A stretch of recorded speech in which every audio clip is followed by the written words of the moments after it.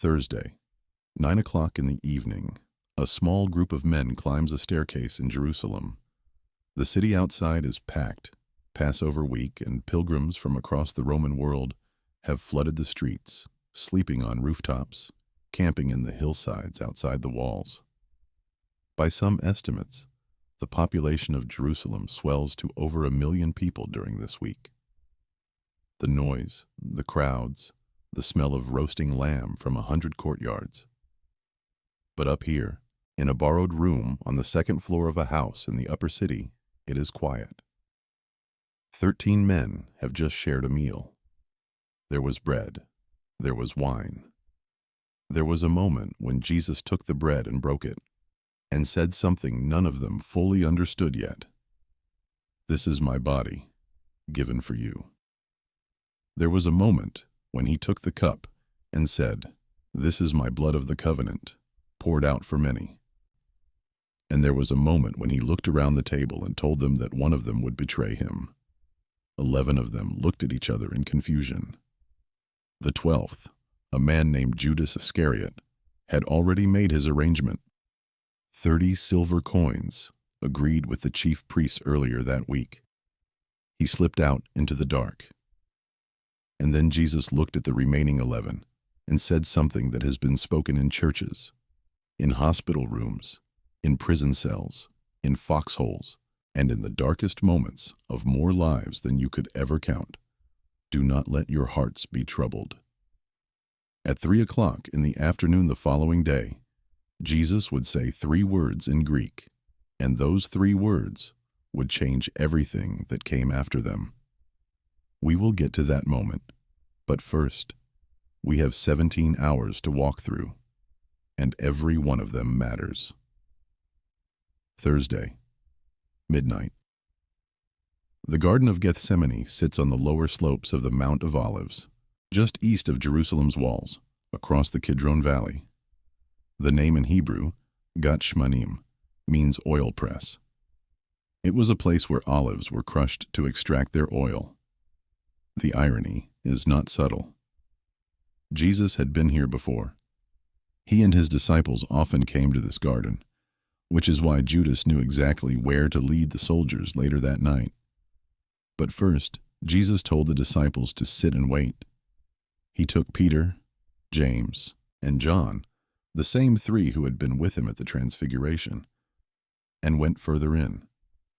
And then he told them something that should stop you in your tracks, if you've ever read past it too quickly. He said, "My soul is overwhelmed with sorrow, to the point of death." The Greek word Luke uses for what happened next is agonia, agony. Not sadness, not anxiety, agony. Luke, who was a physician, records a medical detail that has fascinated doctors for centuries. Jesus' sweat fell like drops of blood to the ground. There is a rare condition called hematidrosis, documented in medical literature, in which extreme psychological distress causes the capillaries around the sweat glands to rupture, mixing blood with perspiration. Luke saw this detail as medically significant, and he was a doctor. Jesus prayed the same prayer 3 times. "Father, if it is possible, let this cup pass from me. Nevertheless, not my will, but yours." He went back and checked on Peter, James, and John between prayers. All 3 times he found them asleep. There's no rebuke in his voice, not really, just something quieter than that. "The spirit is willing," he said, "but the flesh is weak." And then he went back and prayed again. Here's what most people miss about Gethsemane. The struggle in that garden was not because Jesus didn't know what was coming. He knew exactly what was coming. He had told his disciples 3 separate times, 3, that he would be handed over, killed, and rise again on the 3rd day. The struggle was not surprise. The struggle was willing submission to something he could see in full detail. You and I face the hard things in our lives without knowing how they will end. Jesus faced his knowing everything and chose to go forward anyway. Not my will, but yours. Friday, 2 o'clock in the morning. The torchlight appeared through the olive trees. Judas leading a cohort of Roman soldiers.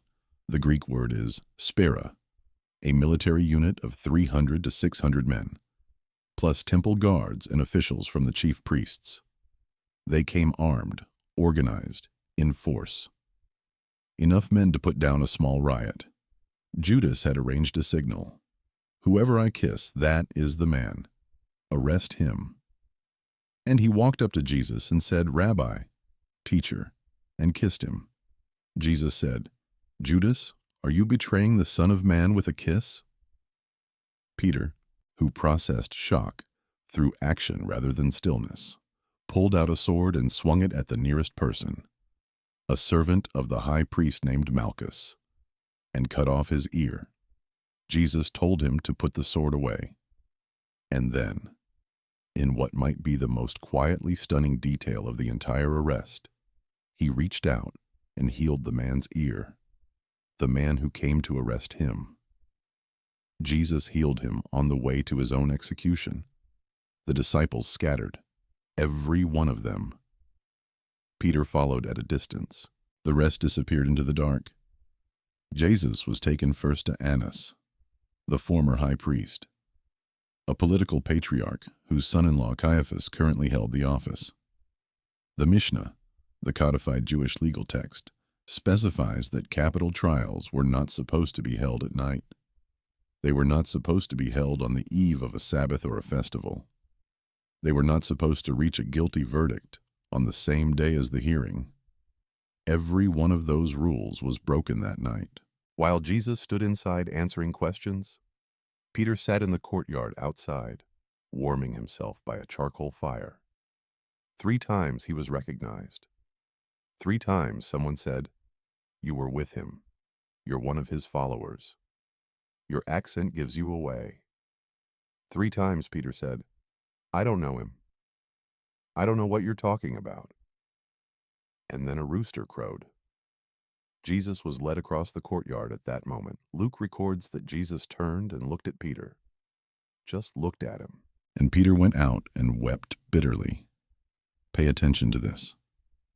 The last time Peter had been near a charcoal fire was here, in this courtyard, denying Jesus 3 times. The next time the Gospels record a charcoal fire, it will be on a beach in Galilee after the resurrection, where Jesus will ask Peter 3 times, "Do you love me?" Same fire, same number, a deliberate, specific restoration. But that is for another day. Friday, 6 o'clock in the morning. Pilate. Pontius Pilate had been prefect of Judea for about 5 years by this point. Tacitus, the Roman historian writing in the early 2nd century, mentions him directly in his Annals. One of the rare non-biblical references to Jesus, Christus, from whom the name had its origin, suffered the extreme penalty during the reign of Tiberius at the hands of one of our procurators, Pontius Pilatus. Pilate had a problem. The Jewish leaders had brought him a man they wanted executed, but they couldn't quite articulate a charge that would hold up under Roman law. He claims to be king of the Jews was the closest thing to a political charge. Pilate questioned Jesus directly. The exchange is brief but strange. "Are you the king of the Jews?" Jesus asked him, "Is that your own idea, or did others talk to you about me?" Pilate said he wasn't Jewish. What did he care about their disputes? What had Jesus done? Jesus said, "My kingdom is not of this world. If it were, my servants would fight to prevent my arrest, but now my kingdom is from another place." Pilate couldn't find grounds to condemn him. He sent Jesus to Herod Antipas, the ruler of Galilee, who happened to be in Jerusalem for Passover, hoping to pass the case along. Herod questioned Jesus at length. Jesus said nothing. Herod sent him back. Meanwhile, Pilate's wife sent him a message. One of the strangest details in the entire Passion narrative, recorded only in Matthew's Gospel. "Don't have anything to do with that innocent man. for I have suffered a great deal today in a dream because of him." Pilate tried one more angle. There was a Passover custom of releasing one prisoner. He offered the crowd a choice. Barabbas, a man imprisoned for insurrection and murder, or Jesus. The crowd chose Barabbas. Pilate washed his hands in front of the crowd. "I am innocent of this man's blood," he said. And then he handed Jesus over. The Greek word is paradidomi, to hand over, to deliver up, to betray, the same word used for what Judas did, what the chief priests did, what Pilate now did. The word threads through the entire Passion narrative like a dark stitch. Friday, 9 o'clock in the morning, outside the city walls, on a hill. The name of the place in Aramaic was Golgotha, in Latin, Calvary. Both mean the same thing, the skull. Whether it was called that because of its shape or because of what happened there, the sources don't agree.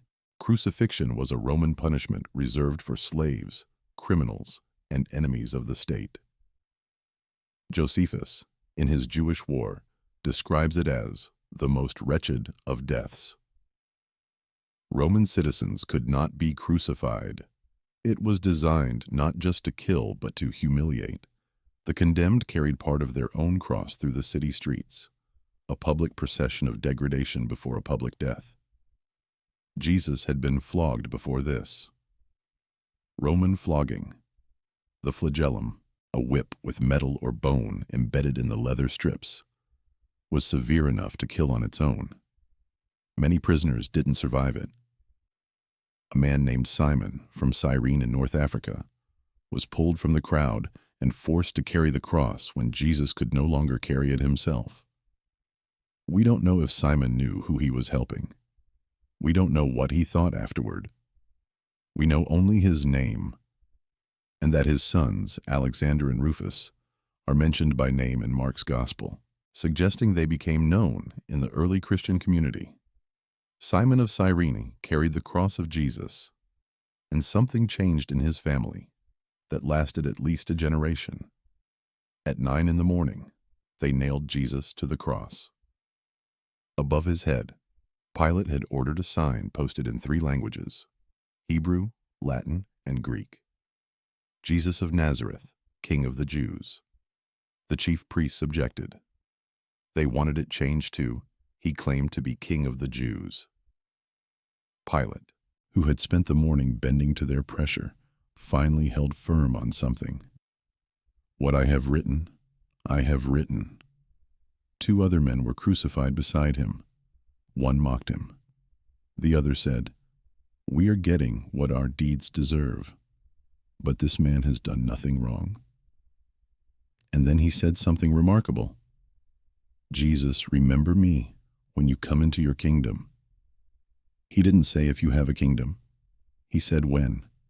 And Jesus said, "Today you will be with me in paradise." Friday, noon, and then the sun went dark. From noon until 3 in the afternoon, 3 hours, darkness covered the land. Luke records it. Matthew records it. Mark records it. The historian Thales, writing around AD 52, attempts to explain the darkness as a solar eclipse, an explanation his contemporary Julius Africanus dismisses on astronomical grounds, noting that a solar eclipse during a full moon is impossible, and Passover always falls on a full moon. The darkness is recorded. The debate about what caused it begins almost immediately in the historical record. Somewhere in those 3 hours, Jesus quoted Psalm 22, my God, why have you forsaken me?" Theologians have wrestled with that line for 2 millennia. It is the opening line of a psalm that begins in abandonment and ends in triumph. A psalm that, if you read it in full, describes the crucifixion in detail that predates crucifixion as a Roman practice by 600 years. Pierced hands and feet, bones out of joint, clothing divided by lot. The crowd mocking and wagging their heads. Jesus was not expressing despair.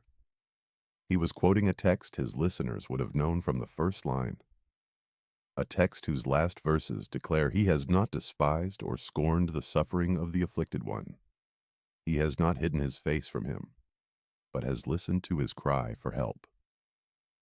Stay with me, because what happens at 3 o'clock is the thing this entire video has been building toward.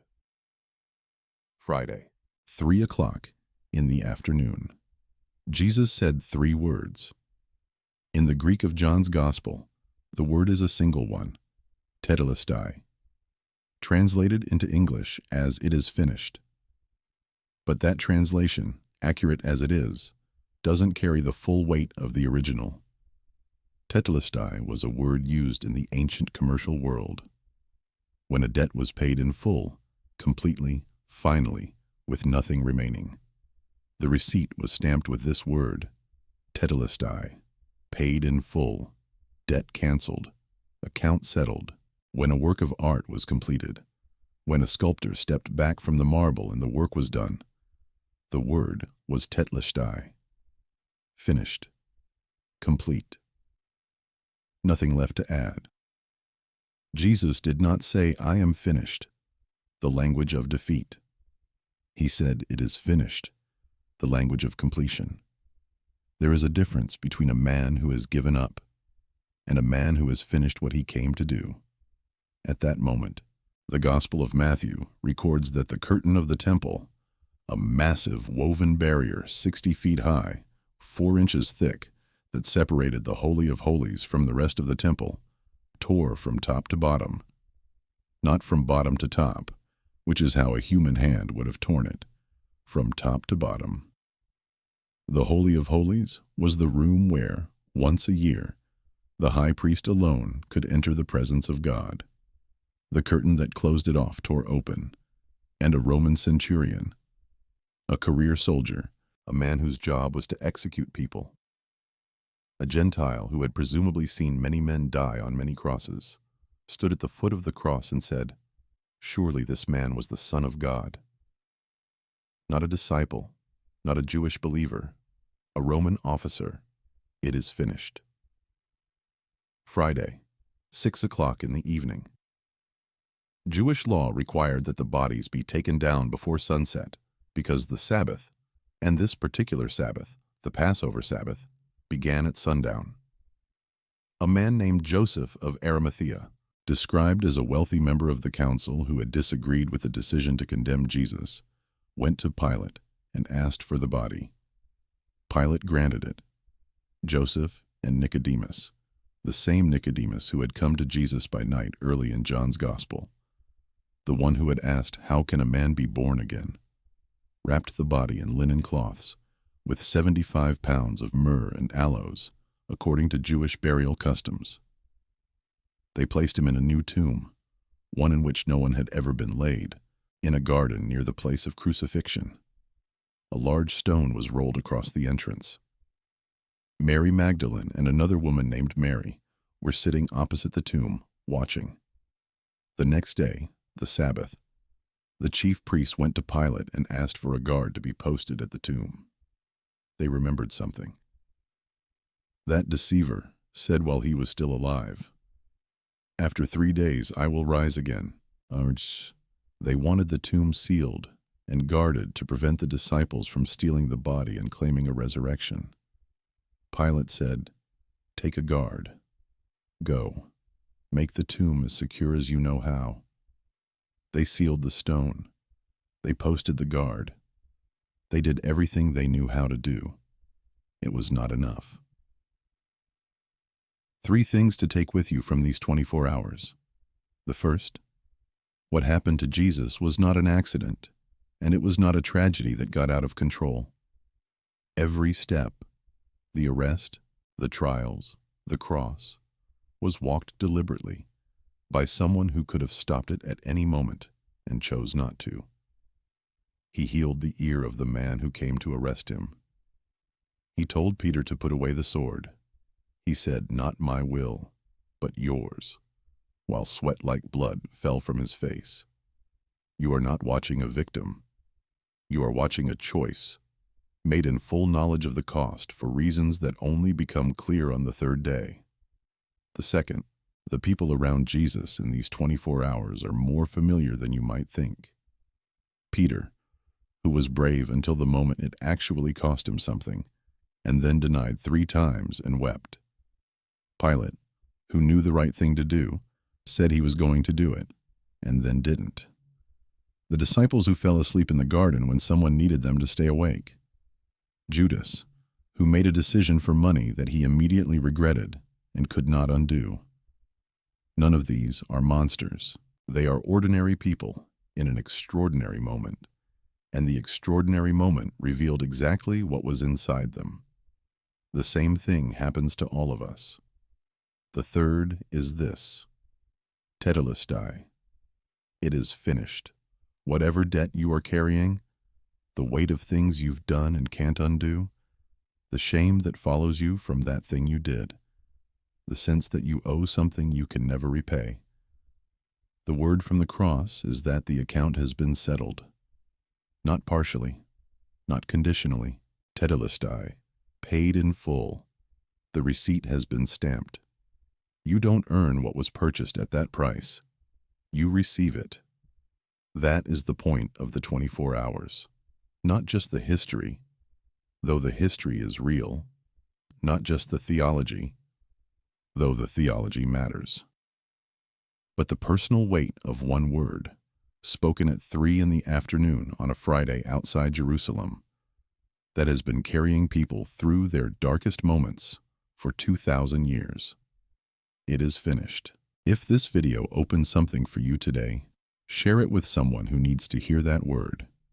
And if you want to keep going deeper into the stories that most people read past too quickly, subscribe to the channel. We will see you next time. Script completed. All 6 phases finished. Ready for recording. Voiceover workflow. Copy the clean prose above between the title line and this section. Paste directly into 11 Labs. OpenAI, TTS. Bark, your TTS tool. Select a Christian narrator style voice. Generate audio. No editing needed. Script is ready as is. Script stats. Word count. Approximately 3,900 words. Runtime. Approximately 15 minutes at 150 WPM. Named characters. 14. Jesus, Judas, Peter, Pilate, Mary Magdalene, Mary the Mother, Annas, Caiaphas, Herod Antipas, Barabbas, Simon of Cyrene, Joseph of Arimathea, Nicodemus, Malchus. Pattern resets. 4. Here's what most people miss. Pay attention to this. Stay with me. Now, watch what happens next. Instances. 22 plus triple negation. Yes. Not a disciple, not a Jewish believer, a Roman officer. Not partially, not conditionally. Tetelestai. Open loop, planted at 3 o'clock in the afternoon. Resolved at Tetelestai. Historical sources: Josephus, Jewish War. Tacitus, Annals the 15th, 44. The Mishnah, Jewish legal restrictions. Thallus plus Julius Africanus, darkness record. Greek words: agonia, agony, spira, cohort, paradidomi, handed over, betrayed. Tetelestai, it is finished, paid in full. Gethsemane, Gethsemane.